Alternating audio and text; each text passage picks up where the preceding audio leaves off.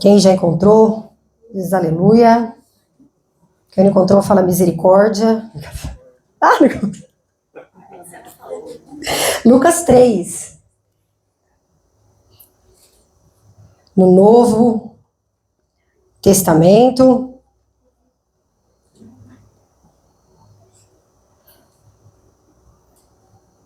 Aleluia.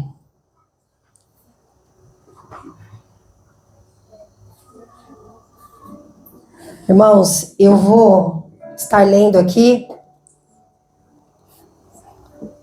do versículo 1 ao versículo 20. É necessário, é uma leitura um pouco longa. Inclusive, eu queria que algum irmão da igreja colocasse lá no grupo, que a palavra de hoje foi em Lucas 3, de 1 ao 20, irmãos, porque se vocês quiserem chegar em casa depois e refletir sobre o que foi ministrado aqui, do início ao fim, do 1 ao 20, vocês vão entender a ministração toda que foi falada aqui. Por isso que é necessário que eu faça toda essa leitura. Amém? Então, lá em Lucas 3, vai falar assim: no 15º ano do reinado de Tibério César, sendo Pôncio Pilatos governador da Judéia, Herodes tetrarca da Galileia, seu irmão Felipe tetrarca da região da Itureia, e Traconites, a Lisianas tetrarca de Abilene, sendo sumos sacerdotes Anás e Caifás, veio a palavra de Deus a João, filho de Zacarias, no deserto. Ele percorreu toda a circunvizinhança do Jordão, pregando o batismo de arrependimento para a remissão de pecados, conforme está escrito no livro das palavras do profeta Isaías: voz do que clama no deserto, preparai o caminho do Senhor, endireitai as suas veredas. Todo vale será aterrado, e nivelado todos os montes e outeiros. Os caminhos tortuosos serão retificados, e os cabrosos aplanados, e toda a carne verá a salvação de Deus. Dizia ele, pois, a multidões que saíam para ser batizadas: raça de víboras, quem vos induziu a fugir da ira vindoura? Produzi, pois, frutos dignos de arrependimento, e não comeceis a dizer entre vós mesmos: temos por pai a Abraão, porque eu vos afirmo que destas pedras Deus pode suscitar filhos a Abraão. E também já está posto o machado à raiz das árvores. Toda árvore, pois, que não produz bom fruto é cortada e lançada ao fogo. Então as multidões começaram a interrogar, dizendo: que havemos, pois, de fazer? Respondeu-lhes: quem tiver 2 túnicas, reparta com quem não tem. E quem tiver comida, faça a mesma coisa. Foram também publicanos para serem batizados e perguntaram: mestre, que havemos de fazer? Respondeu-lhes: não cobrei mais do que é estipulado. Também soldados perguntaram: e nós? O que faremos? E ele disse: a ninguém maltrateis, não deis denúncias falsas e contentai-vos com o vosso soldo. Estando o povo na expectativa, discorrendo todos no seu íntimo a respeito de João, se não seria porventura ele o próprio Cristo. Disse João a todos: eu, na verdade, vos batizo com água, mas vem o que é mais poderoso do que eu, do qual não sou digno de desatar-lhe as correias das sandálias, e ele vos batizará com o Espírito Santo e com fogo. A sua pá ele a tem na mão para limpar completamente a sua eira e recolher o trigo no seu celeiro, porém queimará a palha em fogo inextinguível. Assim, pois, com muitas outras exortações, anunciavam o evangelho ao povo. Mas Herodes, o tetrarca, sendo repreendido por ele, por causa de Herodias, mulher de seu irmão, e por todas as maldades que o mesmo Herodes havia feito, acrescentou ainda sobre todas as lançar João ao cárcere. Amém? Amém. Irmãos, é uma palavra muito conhecida. João, que nós estamos falando aqui, é um João Batista. Essa semana toda, aproximadamente uns 15 dias, eu já venho compartilhando com a igreja que Deus tinha me cobrado acerca de falar sobre o batismo. Aí você pode olhar e falar assim: nossa, mas que clichê, todo mundo aqui sabe. que significa batismo. Na hora eu falei, Deus, mas eu vou falar de algo assim, todo mundo ali sabe. Ele falou, não, você vai falar do verdadeiro batismo. E quando eu ia orando, irmãos, quando ele falava acerca da igreja, ele não estava falando somente de nós aqui. Ele estava falando na igreja no geral, no coletivo, as igrejas de hoje em dia. E aí eu fui orando, falando, Senhor, mas o que o Senhor quer que eu ministre acerca do batismo? E conforme eu ia orando, ele ia fazendo algumas perguntas para mim. Ele ia falando assim, será que quando eles desceram as águas, eles sabiam o que tinha que ter acontecido antes no coração deles? É antes no coração deles? Ou será que na cabeça deles é só um ritual, uma cerimônia? Por exemplo, você começou a vir a frequentar uma igreja evangélica, você sente até que é meio que um peixe fora d'água se você não se batizar depois de um tempo. Porque às vezes você está aqui na igreja e o irmão perguntou, você já é batizado? Aí você fala, não, aí parece até que o irmão torce o nariz. Pô, não, e aí para eu me sentir pertencedor daquele ambiente, então eu decidi batizar. Porque senão eu sou um peixe fora d'água. E era isso que Deus ia ministrando ao meu coração. Todas essas perguntas, será que eles sabem o verdadeiro batismo? E hoje o batismo que eu vou estar trazendo aqui para vocês é sobre o batismo das águas. Porque nós vemos aqui que depois João Batista fala, vai vir um depois, que vai vir batizar com o Espírito e com fogo. E eu ali, orando, e nós vemos lá em Romanos, irmãos, no capítulo 12, se eu não me engano, no versículo 2 ou 3, que ele fala que todo culto que nós devemos fazer a Cristo, ele tem que ser racional. E a palavra racional significa consciente. Então, tudo que nós fazemos para Cristo, desde cantar um louvor, desde vir aqui ao culto, desde ler a Bíblia, ele tem que ser feito de forma racional. Eles têm que ser feito de forma consciente. Se eu perguntar aqui para vocês agora, vocês vieram de forma consciente aqui para o culto? Vocês têm consciência do que vocês vieram buscar aqui hoje?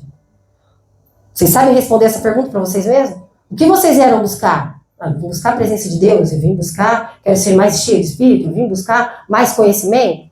Porque às vezes tem pessoas que você perguntar, você tem consciência do que você está fazendo aqui? Às vezes a pessoa, não, porque todo domingo eu vou, lá tem uns irmãos, legal, já estou acostumada, é sagrado, quinta eu vou no culto, domingo eu vou. E aquilo ali se torna um ritual, uma cerimônia, algo que você vai fazendo automático. Então ele fala que nós temos que ter consciência, nós temos que ter entendimento do que nós fizemos. E algumas igrejas, irmãos, elas falam que as crianças devem ser batizadas quando elas chegam ali na idade de 11, 14 anos aproximadamente, porque você entende que uma criança, quando ela tem 11, 14 anos, ela já tem um pouco de entendimento. Ela já tem um pouco de entendimento acerca do que ela faz ou do que ela não faz. Eu, particularmente, não gosto de associar idade.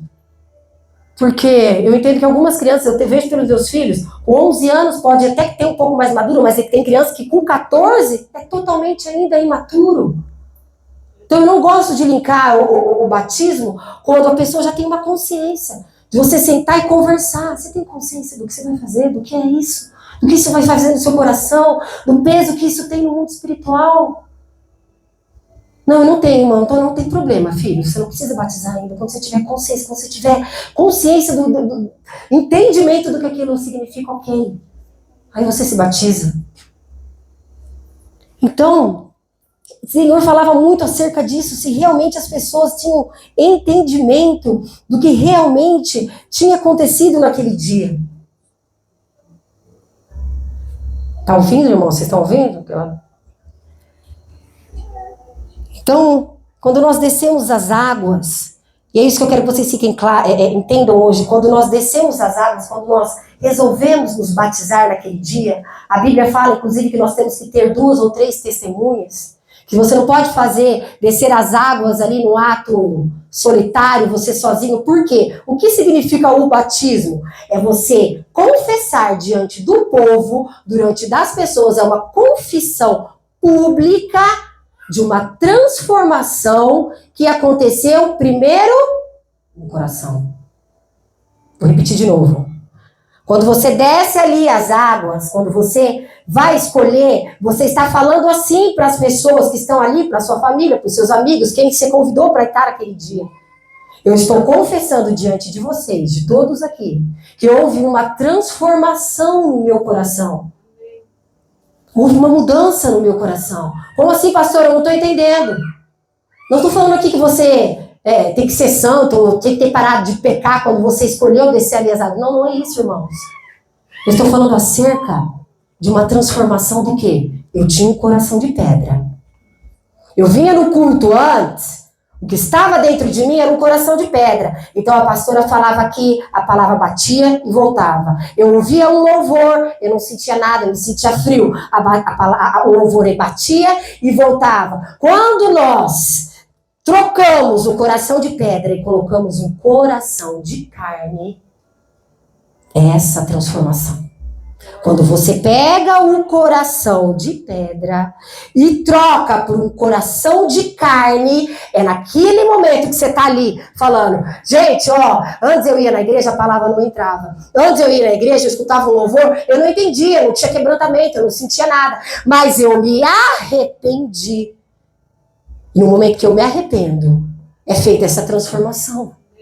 O coração de pedra sai e é colocado dentro de nós um coração de carne. Não é sobre não estar mais pecando, irmãos. Você vai vir aqui na beira dessa piscina, quando você for descer as águas, você vai estar ferido, você vai estar machucado, você vai estar cheio de carrapicho, você vai estar cheio de trauma. Não é sobre santidade, é sobre reconhecer, é sobre se arrepender e ter essa troca de coração. Então, irmãos, sobre isso eu fiz só uma breve introdução, que o Senhor vai falar conosco nessa noite. E eu queria que vocês voltassem, irmãos, no dia do batismo de vocês. A questão é como estava o seu coração quando você desceu as águas. E nessa palavra nós vamos ver o perigo e o tão quão perigoso é descer as águas com o coração de pedra. E essa era a maior preocupação de João. Fazer com que os irmãos não descessem as águas com o coração de pedra. E o que isso pode reverberar em nós quando nós estamos na igreja ainda com o coração de pedra. E para nós falarmos acerca de batismo, nós temos que falar sobre João, como eu falei. João era o arauto do rei. Ele era uma das figuras mais emblemáticas da Bíblia. Ele é aquele que foi chamado para algo particular. O chamado dele é especial. Jesus falava que nascido da mulher não existia maior que João. Ele era diferente.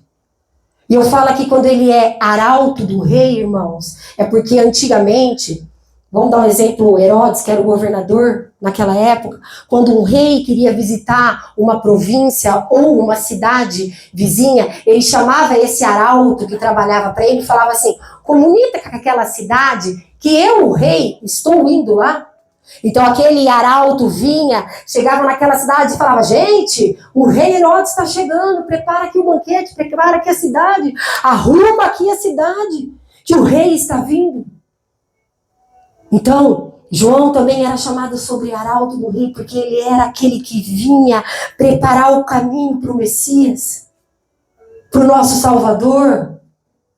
E nós vemos aqui em Lucas, que Lucas se refere a João de duas formas. João, que é o nome dele, e filho de Zacarias.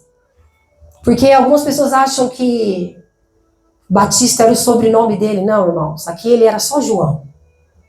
Esse nome é que é muito complexo, mas é super legal a história do porquê depois ele foi chamado ali de João Batista. Se não ficar tão longo, depois eu explico. Mas aqui nós vamos ver aos olhos de Lucas que aqui ainda ele era João. Ele ainda era conhecido aqui como filho de Zaquias. E nós vamos lá no capítulo 3, no versículo 2. Sendo sumos sacerdotes Anás e Caifás, veio a palavra de Deus a João, filho de Zacarias, no deserto. Então, como eu disse, Lucas chamava ele de filho de Zacarias e João, que era o nome que ele tinha. Irmão, existiu um tempo, e todos nós, a maioria conhece, no Antigo Testamento, Deus levantou muitos homens para trazer a sua mensagem. E esses homens eram denominados profetas. Eram homens que traziam mensagens de Deus para a terra. E alguns desses profetas tiveram o seu nome escrito na Bíblia. Nós vemos profeta Isaías, profeta Jeremias, Amós, Daniel. Então, esses profetas que tiveram o seu nome escrito na Bíblia, eles eram conhecidos como profetas canônicos. Não que naquela época não existiam outros profetas, não, com certeza Deus levantou muitos profetas naquela época. Mas esses em especial eram considerados canônicos porque eles tiveram o seu nome escrito na Bíblia. E nesse tempo aqui, houve um silêncio da parte de Deus. Inclusive, se vocês estiverem com a sua Bíblia aí, vocês quiserem abrir ali a página, depois ali do Velho Testamento, tem uma página em branca. Houve uma época em que Deus ficou 400 anos aproximadamente sem falar com o seu povo. Ele ficou 400 anos sem levantar uma voz profética. E eu falo que esse silêncio, irmãos, para mim, eu acho que ele é agonizante, porque nós não estamos falando só de Deus não ter mais levantado uma pessoa que fale assim, diz o Senhor. Quando você ia orar no seu secreto ali, o Senhor ficava em silêncio. Eu não sei vocês, mas eu já passei por um tempo pelo silêncio de Deus. Você ora e você não tem uma resposta. Você jejua e você não tem uma resposta. Foram 400 anos que Deus ficou simplesmente ali no silêncio. Foram 4 séculos que Jesus ficou sem falar com o seu povo. As pessoas orando, não tinha resposta. Buscava, ia na sinagoga, ia no templo, não tinha resposta. Tem pessoas que ficaram sem ver, ouvir a voz de Deus, pensa, 100 anos morreu, 100 anos morreu, não, nunca ouviu a voz. Foram 400 anos. E essa página em branco significa esse silêncio de Deus. Ela não está ali simplesmente porque aí colocaram uma fala. Não. Essa página está em branco porque houve um silêncio da parte de Deus. E aí vai falar lá em Lucas. Veio a palavra de Deus sobre João. Opa! Deus levantou um profeta aqui. Depois de 400 anos que Deus estava em silêncio, a palavra de Deus veio sobre João. João era um profeta, mas ele não era um profeta canônico. Nós não vemos que ele tem um nome aqui. Ele não tem um livro escrito, mas ele era profeta. Eu posso dizer que João, ele foi a dobradiça que ligava o Antigo do Novo Testamento. Sabe quando você coloca uma porta e ele tem uma dobradiça? João pode ser considerado a dobradiça ali. Ele é a voz profética que liga o Antigo Testamento ao Novo Testamento. Ele é aquele que veio para encerrar a era dos profetas canônicos ali. E começar ali um novo tempo. Ele não teve o seu nome ali escrito, mas ele era um profeta de Deus. E quando Deus levanta João, vai falar que o que João mais pregava é: eis o Cordeiro de Deus que tira o pecado do mundo. João poderia, irmão, sair pregando, e eu acho que isso já é a primeira reflexão que Deus começa a trazer para nós aqui acerca dessa palavra, porque igual eu falei, João veio para encerrar a época ali, a era dos profetas canônicos, ele começa ali uma nova era, então ele poderia sair ministrando para as pessoas assim: ó, gente, ó, eu sou aquele que veio para encerrar os profetas do Antigo Testamento, eu fui aquele que sou a voz que ligava o Antigo Testamento com o Novo Testamento. João poderia ficar preso ao passado, as coisas que ele fez depois, mas não. Ele apontava para frente. Ele falava: eis o Cordeiro de Deus que tira o pecado do mundo. Ele está vindo. Ele estava apontando para frente. E a primeira lição, irmãos, que Deus falava muito comigo hoje, quando eu estudava essa palavra, é que nós, como igreja, e eu falo isso para mim também, nós tendemos a ficar presos no passado. Irmãos, e não é só no nosso passado, não, isso que é pior. Às vezes nós chegamos na igreja, nós sentamos aqui no banco, e vemos um irmãozinho novo que está aqui, aí você dá uma cutucada na irmã do lado aqui, você fala: quem é? A irmã: nunca vi aqui no culto. A irmã responde assim: nossa, A irmã tem aproximadamente uns 40 anos, vai. Quando eu tinha 15 anos, lá, 20 anos atrás, essa irmã era terrível. Saidinha, à frente, da irmã, 20 anos para trás. Tá falando do passado, da história ali do passado, da irmã. Nossa, a irmã deve ser terrível. Ou entra outro, nossa, porque o irmão, nossa, dá um trabalho, irmão terrível. 15, 20 anos atrás. Essa história, mas a irmã tá presa aqui no passado. Tá presa no passado e nós somos o primeiro a apontar, às vezes, isso, irmãos, dentro da igreja. E o Senhor está falando assim, pare de perder, João Batista está falando assim, para de perder a sua energia e o seu tempo com coisa que eu não pedi para você fazer, porque Deus não pediu para você ser, como eu vou te dizer, detetive do passado de ninguém, nem fiscal do passado de ninguém. O Senhor está falando, vai, olha para frente, só fala, arrependei-vos, que eis que o Cordeiro de Deus está vindo. Irmão, você está aqui, você teve um passado? Você sentou aqui, o irmão vai chegar para você, não, porque olha, eu fazia isso de errado, eu fiz isso. Irmão, você fez. Mas olha, arrependei-vos. Você se arrependeu? Verdadeiramente? O Cordeiro de Deus está aqui, ó. Ele está aqui na tua frente. Ele está aqui, você está ferido, ele vai desatar, ele vai atar suas feridas, ele vai te curar. Não apontar para o irmão e ficar, irmão, nossa, você fez isso, irmão? Nossa, irmão, aí você começa a ouvir uma coisa, um mês e outro, não tem jeito. E aí você vai colocando Deus até numa caixinha, irmão. Para você é impossível, mas para Deus não. Por que se Deus fez com você não é capaz de fazer com o outro? O que te faz diferente? De Deus poder transformar o outro. Então, irmãos, quando alguém sentar do seu lado, em vez de você falar isso assim, irmão, e aí? O que Deus começou a fazer a partir de agora na tua vida? Ah, não, antes eu ficava não nada, mas assim, antes eu ficava perturbado, agora glória a Deus, olha, já é um passinho, antes eu não ficava perturbado, agora você está dormindo melhor, aleluia! É isso, olha para frente, arrependei-vos, irmão, você pode ter feito tudo isso, você pode, ter sido pedófilo, assassino, o que você for, você se arrependeu? Você se arrependeu verdadeiramente? Olha lá, o Cordeiro está ali, ele está ali para perdoar os seus pecados, ele está ali para curar as suas feridas.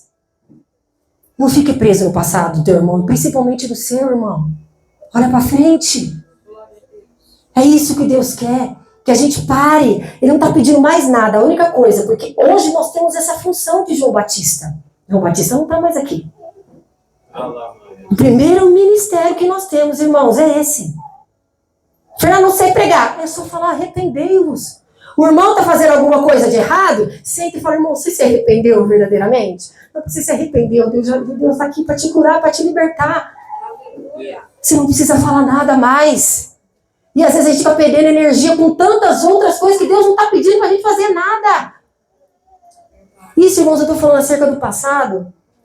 Aqui, claro que tem momentos de cura, momentos de um gabinete, que às vezes você vai ter que voltar ali atrás e significar, ok? Mas tem momentos, ok, irmãos? Nós estamos falando aqui da igreja, de olhar para frente, de olhar para o futuro. Então, nós paramos de ser fiscais do pecado das pessoas. E começamos a ser como João Batista. Começamos a falar sobre arrependimento, que tem uma pessoa que Satanás fica soprando aí na tua mente que não tem jeito, irmão. Tudo tem jeito. Para ele não tem. Mas para o Deus que a gente serve, tem. Nada é impossível. Para o Deus que nós servimos. Então nós vamos aqui começar. João Batista começa aqui o seu ministério. E uma coisa muito importante, passa muito despercebida acerca de João Batista. João Batista era filho de Zacarias. João Batista era filho de sacerdote. E Zacarias era levita. Automaticamente, João Batista também era levita. E levita aqui, irmãos, não é acerca de ser músico e tocar um instrumento. Levita aqui nessa época era linkado à adoração. E aí eu estava lá no quarto e falava, Senhor, mas por que Deus queria que João Batista fosse levita e profeta?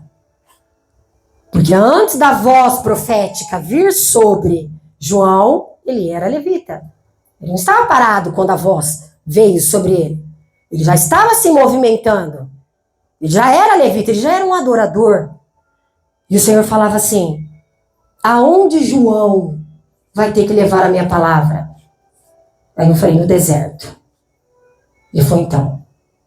Nos lugares aonde João ia ter que levar a minha palavra, ele não ia poder contar com estrutura.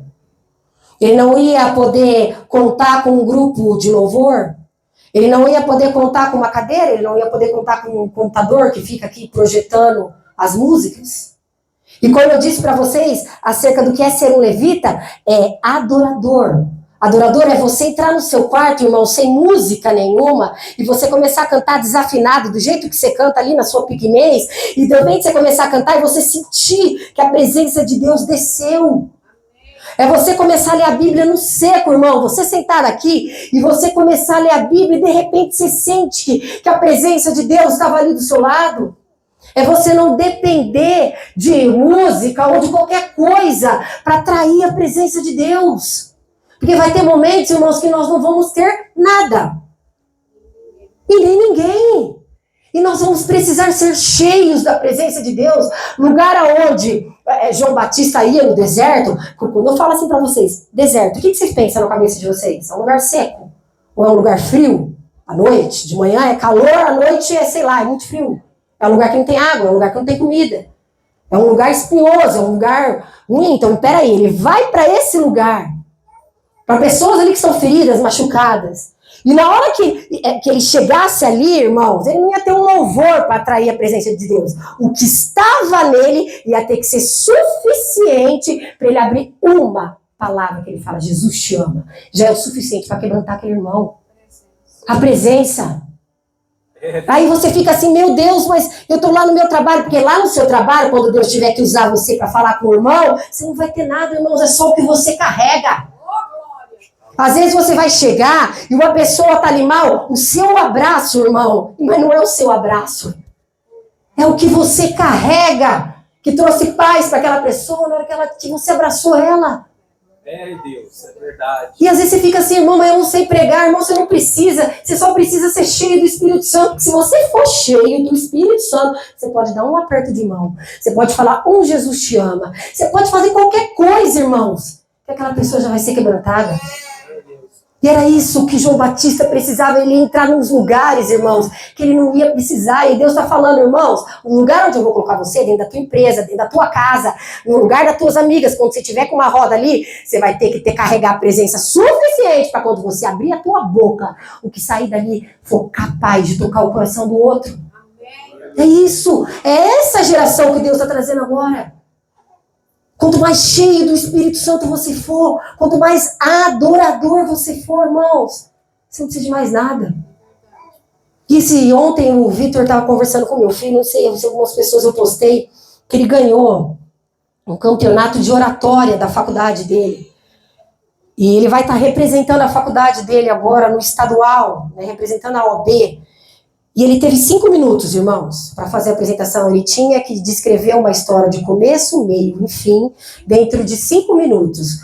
Né? Então, eu acho que o maior desafio para um orador, para uma pessoa, é você transmitir uma mensagem com início, meio e fim, ao ponto de tocar aquela pessoa em 5 minutos. E ali eu vi que o Rica e eles começaram a conversar, ainda o Rica virou e falou assim, nossa, imagina para um pastor, o que deve ser, né, você... Em 5 minutos você tem que tocar um coração. Aí na hora o Espírito Santo falou assim para mim, não é o que vai sair da boca, não é o que você vai falar, é o que você carrega. Você não, igual eu te falei, você não precisa de nenhuma frase de efeito, irmão, você não precisa de nenhum versículo. Se você for cheio da presença de Deus, 2 ou 3 palavras que você falar já vai ser o suficiente. É verdade, Deus. Então nós precisamos ser cheios do Espírito. Antes da palavra, antes de João Batista começar a batizar, ele foi adorador. E às vezes você tem o sonho, irmão, de ser um profeta de Deus, mas antes, João Batista foi adorador. João Batista ouvia a voz, João Batista tinha seus momentos de intimidade ali com o Senhor. E é lindo porque quando João Batista começa, irmãos, não tinha multidão. Não tinha nada. E a Bíblia vai dizer que ele vai de ponta a ponta do deserto, levando a palavra de Deus. Olha lá, João Batista percorre todo o deserto. E quando ele percorre toda essa parte, nessa parte que João Batista tá, irmãos, ele não tinha ninguém. Ninguém veio atrás dele. Não tinha ninguém para batizar aqui. Mas João Batista entendeu que o que ele tinha que fazer não estava atrelado ao resultado, irmãos. Ele não se movia baseado em resultados. Sabe do que ele se movia? A obediência. Amém. Ele era obediente. Deus tinha dado um chamado para ele. Vai na frente, prepara os corações. Vai na frente falando de mim. Não importa se vai ter alguém seguindo você. Não importa se vai ter uma multidão. Só faz. Porque João Batista entendeu que ele era aquele que veio preparar. Mas aquele que vinha com o mover era Jesus. Ele não tinha poder para transformar coração nenhum. Ele não tinha. Então ele tinha só que preparar o caminho. Porque aquele que era responsável pelo mover, pelo fazer, era o Espírito Santo que vinha, era Jesus. E é isso que nós somos. Nós somos só responsáveis para introduzir. Quem entra com o mover e quem opera dentro do coração, irmãos, eu posso estar aqui falando. Mas não sou eu. É só Deus, o Espírito Santo, que é capaz de transformar o seu coração. E João Batista tinha esse entendimento. Que não era ele. Era aquele que ia vir depois. Mas ele entendeu que mesmo se ele não tivesse multidão, é igual eu começar aqui, começar a pregar e ficar sozinha. Não tem ninguém, não tem multidão, não tem aplauso, não tem testemunho, mas eu sou obediente, Pai. Porque o Senhor falou para mim que eu tenho que pregar a palavra. Não tem ninguém me vendo, Senhor, mas o Senhor está falando que o Senhor tem que falar do meu evangelho, o Senhor tem que... Fernando, você tem que falar, arrependei-vos. Eu estou sendo obediente ao que o Senhor pediu para mim fazer. E é isso que João Batista entendeu. João Batista ia pregar, irmãos, para um povo difícil. Pensa só comigo. Nós estamos aqui falando de Jesus. Entra uma pessoa X lá, começa a entrar aqui e fala assim, pastor Fernando, você está falando aí de Jesus, mas não é Jesus que é o Messias. O Messias que vai vir é o, sei lá, fala um nome aí. João, não. Você fala, opa, peraí. Irmãos, ele tinha que falar para um povo que a vida inteira tinha ouvido falar sobre um assunto, sobre uma situação, eram pessoas totalmente religiosas, fechadas. E ninguém nunca tinha ouvido falar sobre o nome Jesus. Hoje é fácil para a gente falar Jesus, irmão. Nós temos aqui, ó, tablet, a gente tem Bíblia, a gente tem YouTube, mais de 1 milhão, 2 milhões ali de pregação. É fácil para a gente falar de Jesus, sem provar. Olha aqui, tem imagem, tem foto. Mas João Batista não tinha nada. Nada que ele pudesse comprovar. Então ele vinha chegando e falava assim, gente, Jesus é o Messias. Jesus é o Salvador. Aí o povo podia olhar para ele e falar assim, o que é esse? De onde ele veio? De que rabino que ele veio? Mas quem que confirma que esse daí era o Messias? Quem? Irmãos, por isso era o que estava nele que ele carregava. Tinha que convencer aquela pessoa, quem convence só o Espírito Santo, então ele tinha que ser cheio para poder conseguir convencer. Porque era algo quase que impossível. E quando eu estava falando isso, irmãos, isso aqui é muito profundo. Eu confesso que eu dei uma bugada e eu quero que vocês falem que vocês buguem para mim, para me achar que eu também não buguei sozinha. Porque quando eu comecei a ir nesse profundo, aí Jesus falou assim para mim, quando eu começou essa pergunta, não, mas quem prova que Jesus é Messias? Quem prova? Aí Jesus falou assim, eu sou o caminho, a verdade e a vida. Ok? Aí eu falei, ok. Aí ele falou assim, e João é aquele que prepara o caminho. Aí eu falei, não, peraí. Se João é o que prepara o caminho, e Jesus é o caminho, então peraí, ele está preparando o caminho do caminho? Não, eu dei uma bugada. Eu falei, não, é verdade, irmão. Vai preparar o caminho, mas eu sou o caminho, a verdade é a vida. Aí eu falei, opa, deu uma balançada aqui, meu raciocínio cognitivo.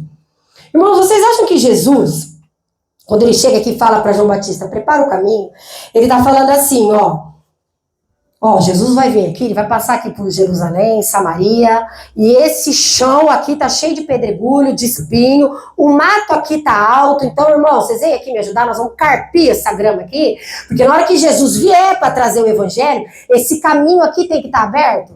Vocês acham que é isso?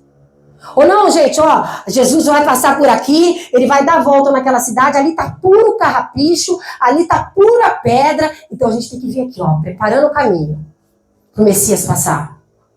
Você acha que é isso que Jesus estava pedindo? Para João Batista fazer? Não, irmãos. Não era sobre esse caminho. Aí você fala assim, pô, mas lá no versículo vai falar, lá em Lucas 3, 4, 5, põe minha mesoplasta ali, Lucas 3, 4, 5.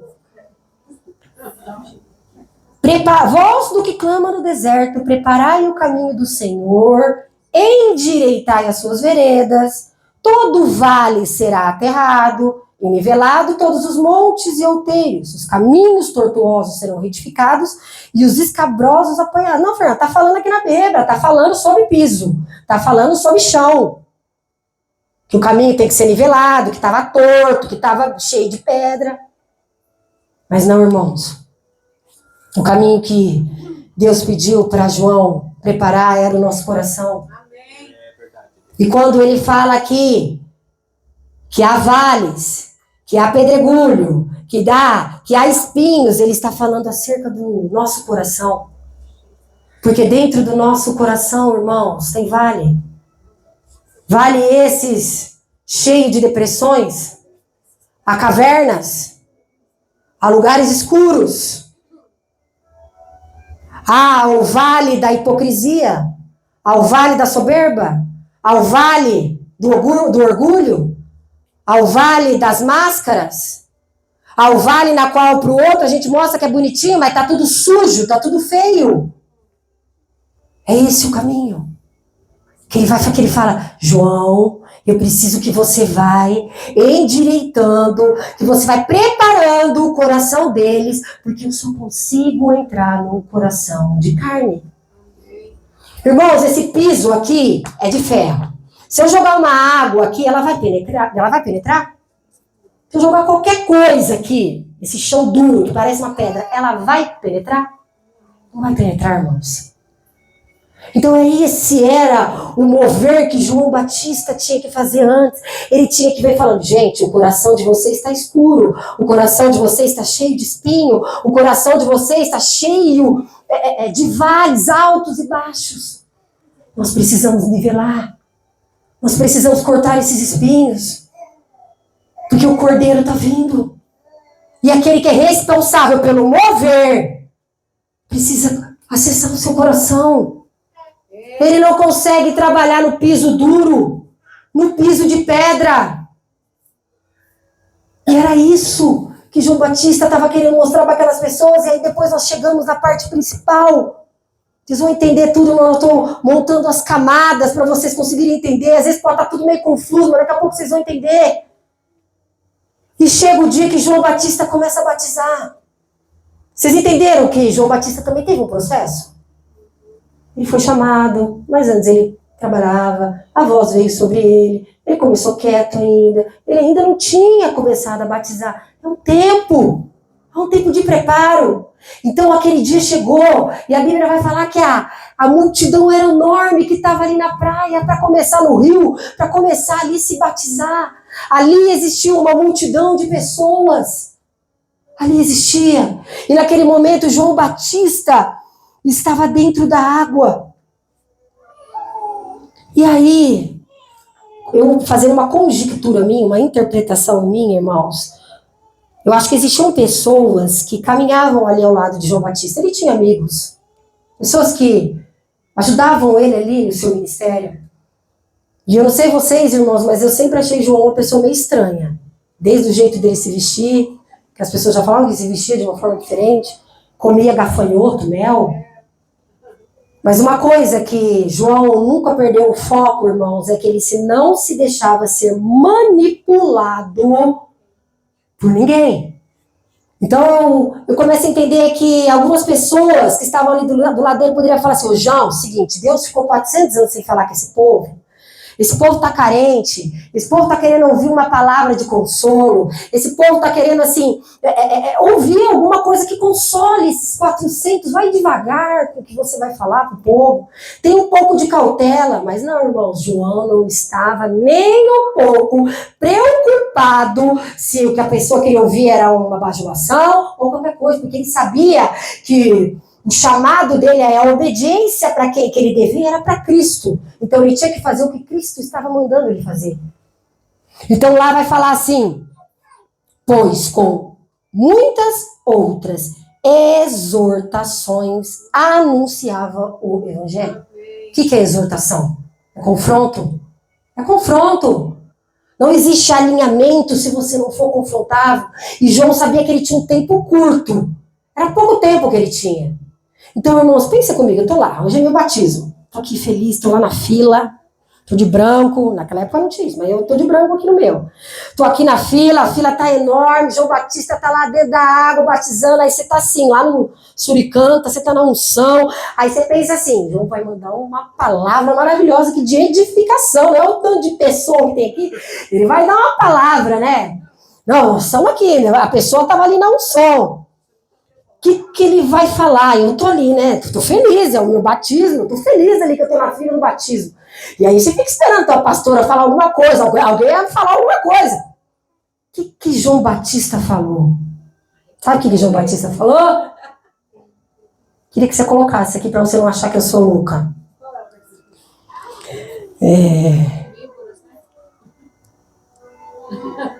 Forte. Eu não lembro se é o 7. Aí, irmão.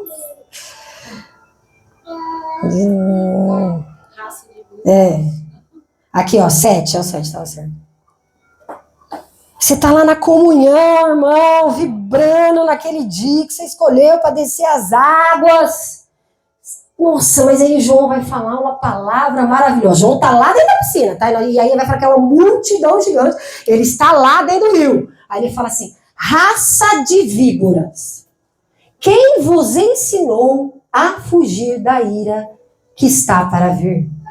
Eu acho que nessa hora, o irmãozinho que estava ali olhou para o lado e falou, será que ele está falando para mim? É para o irmão de trás? Não sei. Aí, irmãos, ele gritou, porque ele estava longe. Raça de víbora. Naquele momento, eu acho que o povo falou, peraí, gente. Quem que ele está xingando aqui de raça de víbora? Num momento aqui tão abençoado aqui, que está todo mundo aqui, vai descer as águas. E aí você pode olhar para essa situação e você fala assim, não, mas eu acho que João Batista estava vendo alguém, sei lá, um fariseu, uma pessoa que estava ali clandestina, curioso. Não, irmãos, não era para fariseu, não era para ninguém que era espião. Ele estava falando para aquelas pessoas que estavam na fila do batismo, raça de víbora. Era para eles que João Batista estava falando. Aí você pode olhar e virar e falar assim, nossa, mas que grosso. João Batista fala isso? Chamar os irmãos que estão ali para descer as águas de raça de víbora? Não, irmãos, ele não era grosso. Era necessário que João Batista falasse daquela forma com aquelas pessoas que estavam ali para descer as águas. E a Bíblia vai dizer que quando ele chama de raça de víbora, ele fala, vocês estão só fugindo da ira vindoura de Deus, um monte desiste. Um monte sai. Porque João Batista sabia como era perigoso se eles entrassem naquela água como raça de víboras. E ele pensava assim, eu só tenho do caminho que ele está até ali, para cá, para ele se arrepender e não ser mais raça de víbora. O tempo é curto que eu tenho. Porque eu não posso permitir que ele entre nessa água como raça de víbora. Irmãos, era um cuidado da parte de João Batista. João Batista não estava sendo grosso com aquelas pessoas. Muito pelo contrário. Ele sabia, mas ele já sabia que o Messias também estava chegando. As coisas tinham que ser muito rápidas ali. E naquele momento, irmãos, igual eu falei, era um povo muito religioso. Era um povo que a vida inteira estava acostumado com rituais, com cerimônias. Então tinha muitos ali que estavam indo na onda. Não, eu vou descer ali só porque está na moda batizar. Ah, eu vou descer aqui agora, meter um pastor super legal da igreja e vai ter 3.000 batismos aqui. Eu quero postar no Instagram que eu participei desse mover de descer as águas, todo mundo com a mesma camiseta. Que legal, eu quero participar desse movimento também. Ele está falando, raça de víbora. Se você vier desse jeito, se você mergulhar aqui, e eu vou explicar para vocês o perigo que isso tem. Porque naquela época, muitos também estavam fugindo da ira de Deus. Muitos estavam batizando, pensando assim, opa, peraí, se ele está falando que esse Messias vai vir, se eu não batizar, vai que a mão poderosa desse Deus aí vem sobre mim e me mata. Então eu vou batizar, tá todo mundo batizando. E raça de víbora, irmão, aqui, quando nós falamos raça, isso tem a ver com descendência. Quando ele vira e fala raça de víbora, ele está falando assim, você vem de uma descendência venenosa, pecaminosa. Se você não mudar a sua natureza, enquanto você está vindo aqui e você adentrar nessa água como raça de víbora, você vai permanecer assim. Sabe por quê? Vocês pesquisam na internet. As víboras são ótimas o quê? Nadadoras. Então, se uma víbora, se ele vem daquela forma, com aquela natureza, e ele se batiza, ela anda sobre as águas. Ela não mergulha. Então, está falando, há um perigo se eles forem daquele jeito. Eles não vão mergulhar, eles vão nadar. E eles vão permanecer daquela forma. E tem algo pior. As víboras, elas não dão frutos. Elas botam ovos. E nós só conseguimos, irmãos, gerar coisas conforme a nossa natureza. Se nós produzimos frutos bons, nós vamos gerar pessoas ali com frutos bons. Mas a víbora bota ovos. Ovos, e ela é uma víbora. Então ela vai fazer o quê? Botar igual a ela. Então é isso que tem acontecido em muitas igrejas, irmão. Quando as pessoas não têm discernimento e fazem as coisas e começam a tratar as coisas de Deus sem o verdadeiro temor e o verdadeiro... Irmãos, aquilo lá para Deus é algo santo. As pessoas estão brincando. Não tem problema nenhum você ir para o Jordão e você mergulhar no Jordão e você postar no seu Instagram, mergulhei no Jordão. Mas, irmão, não coloca que você batizou, não, se você não batizou. Não tem problema nenhum você mergulhar e postar no seu Instagram, mergulhei no Jordão. Mas batismo é algo sério. Então, quando a víbora dá ovos, ela faz outras igual a ela. Então, se você desceu daquela forma, com aquela natureza, e eu tenho que ter muita delicadeza de falar, irmãos, é o que está acontecendo muito em algumas igrejas, você começa a achar que alguns pecados começam a ser normal. Vamos falar, tá tudo bem, não tem problema, passa um coisa grossa e ninguém vai ver, homossexualismo tá tudo bem, vem desse jeito, tá tudo bem. E aí você vai criando outras com o mesmo olhar igual ao seu. E então esse é o perigo quando nós descemos a água com o nosso coração ainda de pedra, irmãos. Não é sobre ser santo igual eu falei. Você vai vir cheio de pecados no dia do seu batismo. Você vai vir. Mas a chave está aqui no que eu vou falar para vocês agora. Sabe a única coisa que é capaz de quebrar um coração de pedra e fazer essa troca? Só tem uma coisa. Arrependimento. Não existe outro caminho. Vai ler a Bíblia 1000 vezes. Vai ler a Bíblia. Vai saber a parte teórica aqui. Se não se arrepender, irmão, não tem. Aquele versículo que fala assim, aqueles que são humilhados serão exaltados, irmãos. Não é que a Bíblia não está falando acerca daquele que passou sofrimento a vida inteira, não, irmãos. É aqueles que se humilham perante Cristo serão exaltados. É aquele que chega antes do batismo e fala assim, Deus, eu era pedófilo, pai, eu toquei em criança, mas eu me arrependi, eu não quero mais fazer isso. Pai, eu era um viciado, pai, eu era dependente, mas agora eu me arrependo de tudo que eu fiz até agora, pai. Pai, eu era... E você ir reconhecendo, se arrependendo. Irmãos, quando você vai se arrependendo, a pedra vai quebrando. Aquele coração é trocado. Eu te falei, não é sobre não estar pecando mais. Você está pecando, você está confessando, Senhor, eu sou dependente, eu sei você, eu caio, eu sou pecador. Mas agora, irmão, Deus, eu me arrependi, não quero mais fazer aquilo, mas eu preciso de você. Para mim não fazer mais isso, eu preciso da tua graça. Porque sozinho eu não dou conta. Eu sou pecador. Eu fiz, mas eu não quero fazer mais. Até agora eu fiz, Deus.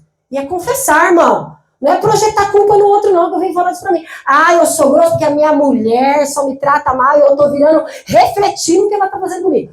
Para, conversa com Deus verdadeiro. Deus, eu sou assim.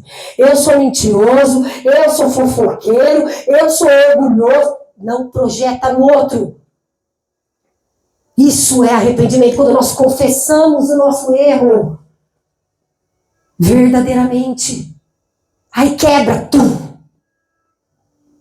Porque se eu falei, se tem uma pedra aqui, eu jogo uma água, ela não entra, irmãos. Porque quando João Batista vinha preparando os corações, falando, Senhor, passa com a máquina aqui no meu coração. É porque depois ele sabia que Deus ia vir com mover. Eu estou aqui preparando o coração de vocês, irmãos. Eu estou falando, abre o coração, arrependa dos seus pecados. E ele vai vir com mover depois. Só ele é capaz, eu não sou capaz de nada, irmãos. Então é essa reflexão que vocês têm que fazer hoje. Eu falo assim, essa mesa consegue produzir fruto? Sai fruto daqui? Sai fruto desse copo? Não sai, irmão. Quem que é o único capaz de produzir fruto? Uma árvore. E aí no final da palavra vai falar, sejamos como as árvores que dão fruto. E lá ele fala, quando as pessoas estão ali, ele está confrontando aquelas pessoas, raça de víbora, ele está confrontando. Aí eles começam a fazer perguntas para João Batista. Eu já estou acabando. Aquelas pessoas que estão ali, deixa eu ver se eu... Aquelas pessoas que estavam ali na fila, começam a olhar, João Batista começa a confrontar ele, aí eles vão falar assim, João, olha lá, porque ele fala assim, ó, vocês carregam uma natureza venenosa, parecem religiosos por fora, mas o coração continua contaminado. Aí em Lucas 3:8, isso é antes, tá, irmãos? Antes de descer as águas. Produzir, pois, frutos dignos de arrependimento. Antes de descer as águas, você já tem que estar produzindo frutos de arrependimento. O que é produzir frutos? Eu não consigo, mas comecei a mudar. Já tem que estar produzindo antes fruto de arrependimento. Então um deles chega e fala assim, ai gente, eu quero achar aqui no versículo, aqui, alguns, aqui, ó, que devemos, aqui, então as multidões, quando ele começa a confrontar aquelas pessoas, a multidão olha para João Batista e fala assim, o que nós devemos fazer então? Ele começou a chamar ele de raça de víbora. Arrependei-vos. Aí o povo olha para João e fala assim, o que a gente deve fazer? Aí João responde, quem tiver 2 túnicas, reparta com quem não tem. E quem tiver comida, faça o mesmo. Isso aqui é um fruto, irmão. Antes, você tinha uma jaqueta, uma blusa, você é capaz de compartilhar uma blusa sua com o seu irmão? Você é capaz de compartilhar, de tirar da sua comida ali para compartilhar com o seu irmão? Aí ele está falando, vocês já estão fazendo isso? O coração de vocês já está quebrantado o suficiente para fazer isso aqui é um fruto. Aí vai falar assim, ó, aí os publicanos, vocês sabem quem são publicanos? Publicanos são aqueles, irmãos, que eram os cobradores de impostos, mas eles não eram qualquer cobradores de impostos. Eles eram aqueles que eles chegavam e falavam assim, ó, não sei a forma com que você vai cobrar, tá, era uma publicana. Você pode cobrar 100, 200, 300 vezes mais, não tem um limite para você, se você quiser pegar para você, você só tem que me repassar, sei lá, 100 mil. Se você vai cobrar 500 mil, 600 mil daquele povo, não tem problema. Os publicanos eram dessa forma. Aí ele chega e fala assim, o que a gente deve fazer então? Aí ele fala, não cobreis mais do que estipulado.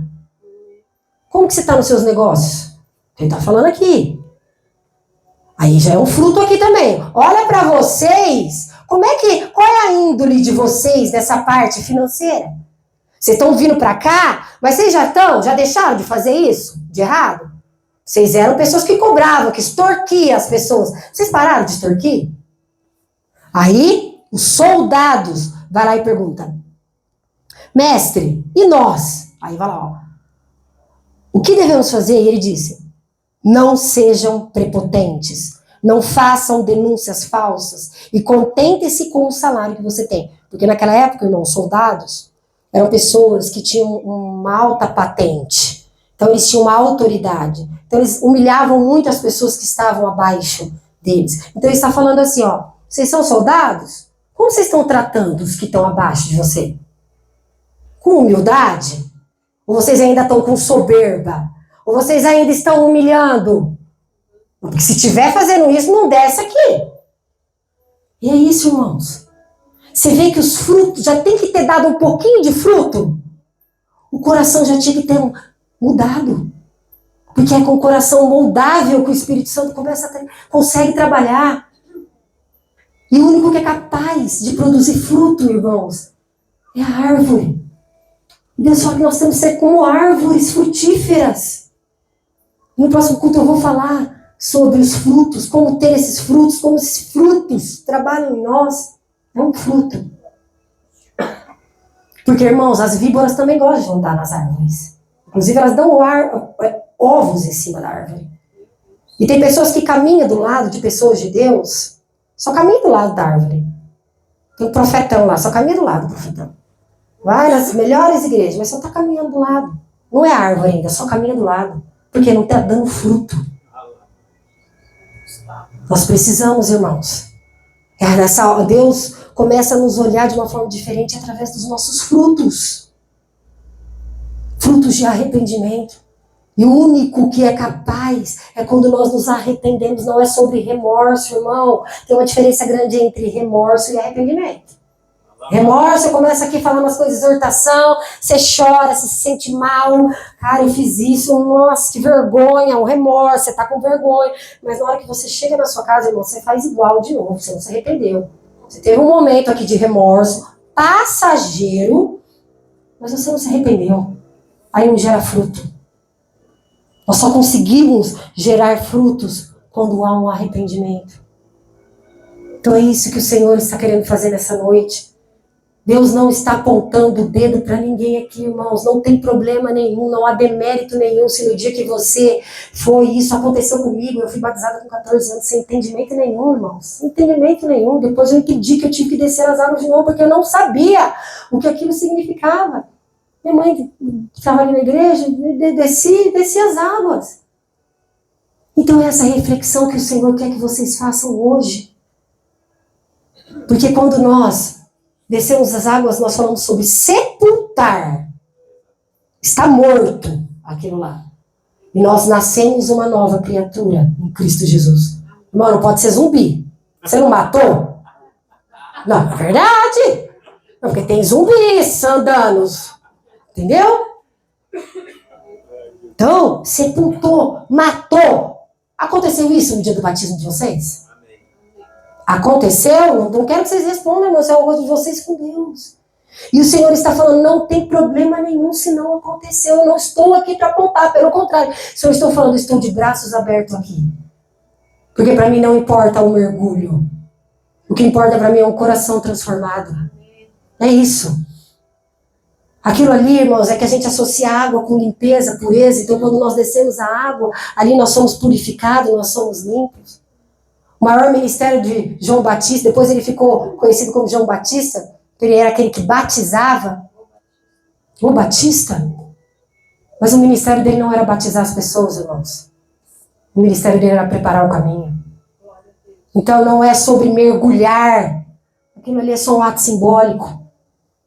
É a forma com que nosso coração entrou naquela água. E é isso que Deus quer. Que vocês olhem para esse dia, como estava. E como está o coração de você hoje? Não importa o dia do mergulho, irmão, desconsidera. Se você olhar para hoje, o coração está como? Não estou perguntando para quem mergulhou, não, irmãos. Porque esse negócio eu te falei, é um ato que você vai fazer perante, está confessando perante as pessoas? Houve uma transformação? E eu queria que vocês fechassem os olhos, irmãos. Apaga a luz, Olivânia.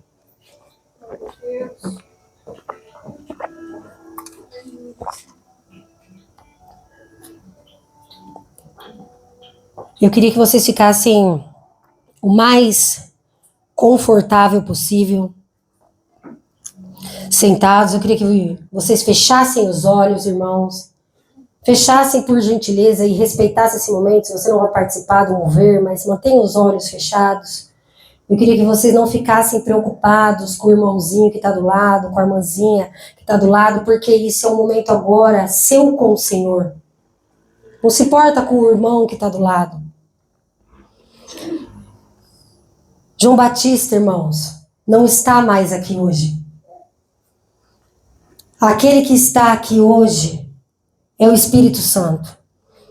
E às vezes você sentiu durante essa pregação, conforme essa palavra foi ministrada nessa noite, você conseguiu perceber que naquele dia, no dia que você desceu as águas, o seu coração ainda estava como uma pedra. Ou, Fernanda, meu coração está mais ou menos, ele tem umas pedras, mas já está uma parte de carne. Mas eu consegui detectar as pedras que estão no meu coração. Se através dessa palavra hoje você conseguiu, irmãos, verdadeiramente entender qual é a pedra que tem te afastado da presença de Deus, que tem te afastado de ouvir, que tem te afastado de cumprir o plano, te afastado de ter vontade de vir no culto, irmãos. Eu não sei qual foi a pedra que o Espírito Santo ministrou no coração de vocês hoje. Eu queria que vocês colocassem a mão no coração de vocês. Sabe por que vocês vão colocar a mão no coração de vocês?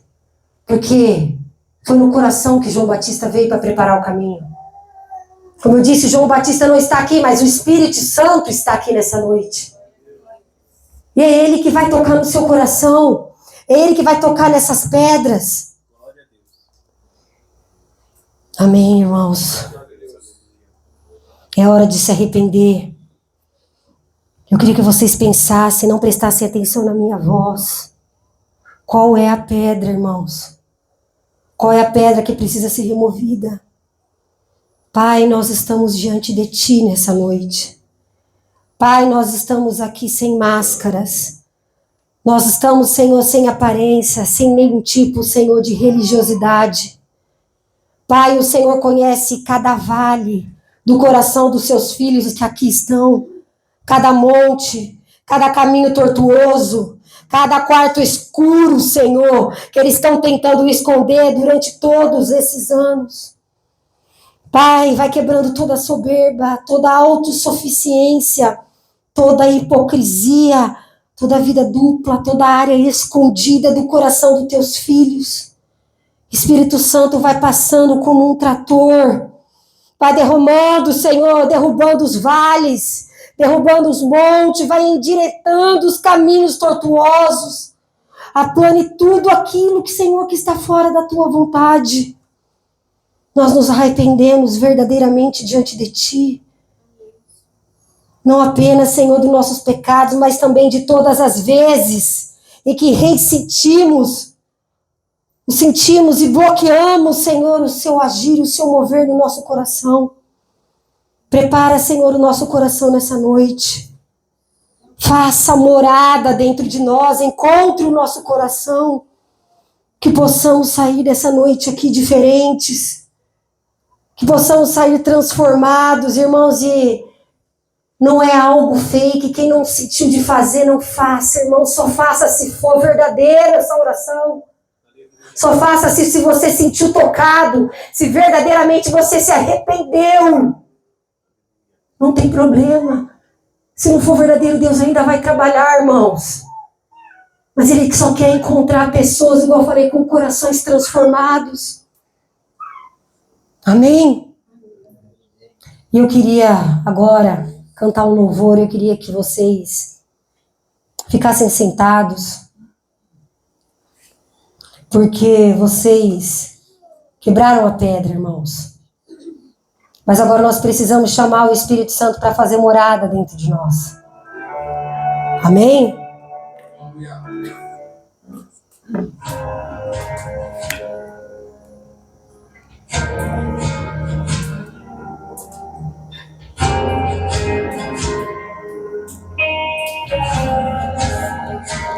Aleluia.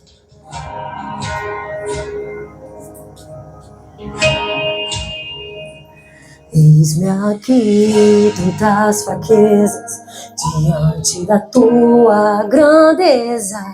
O que se vê, o coração sente, o corpo responde, minha alma não mente. Sonda agora esse coração, veja, Senhor, se eu não tenho razão. Mas eu não quero ser tão racional. Espírito Santo pode se achegar e fazer morada, e fazer morada. Espírito Santo mora em mim. O meu coração é o seu lugar, faça morada.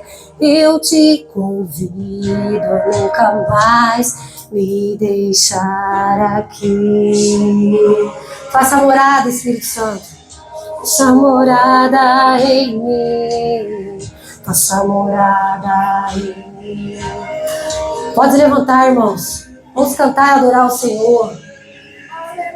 Eis-me aqui, tantas fraquezas, diante da tua grandeza. O que se vê, o coração sente, o corpo, a minha alma não mente. Sonda agora esse coração, veja, Senhor, se eu não tenho razão. Mas eu não quero ser tão racional. Espírito Santo pode se achegar e fazer morada. Espírito Santo mora em mim. O meu coração é o seu lugar, faça morada.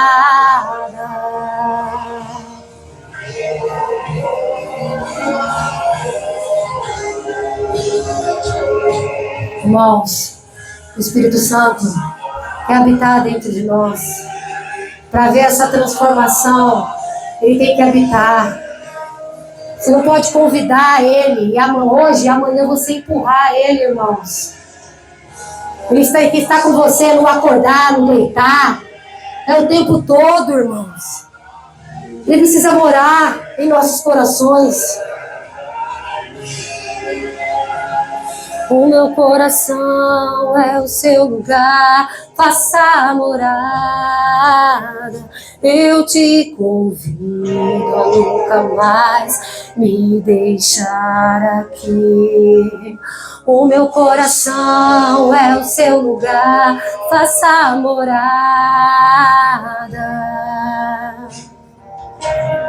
Aleluia. Faça morada em mim, faça morada em mim, faça morada em mim. Aleluia, aleluia. Irmãos, é uma palavra para trazer reflexão para vocês, irmãos. Vocês possam meditar em qual área ainda o Espírito Santo precisa trabalhar na vida de vocês. Se precisa haver uma renovação de aliança, se você entendeu que aquele dia não foi um batismo, irmão, se foi só um mergulho, vocês me procurem. Nós vamos fazer de uma forma diferente agora, com um verdadeiro entendimento. Arrependido, com o coração agora de carne, não mais com o coração de pedra, irmãos. Amém? Queria, domingo que vem, nós vamos ter uma cantora. Que cidade que é? Esqueci o nome dela, eu sempre esqueço o nome da cidade. Aracaju, eu sei que é longe pra caramba, ela vai estar aqui louvando e trazendo a palavra na quinta-feira, vai ser um culto muito especial. No domingo, irmãos, é culto de Santa Ceia. Irmãos, posso falar que qualquer outro culto, vocês podem até faltar, mas o culto de Santa Ceia, nós precisamos tomar a Santa Ceia, nós precisamos renovar a nossa aliança com Cristo Jesus. Coloquem isso como prioridade na vida de vocês.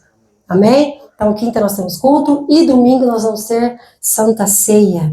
Amém? Queria chamar a Débora para estar vindo aqui.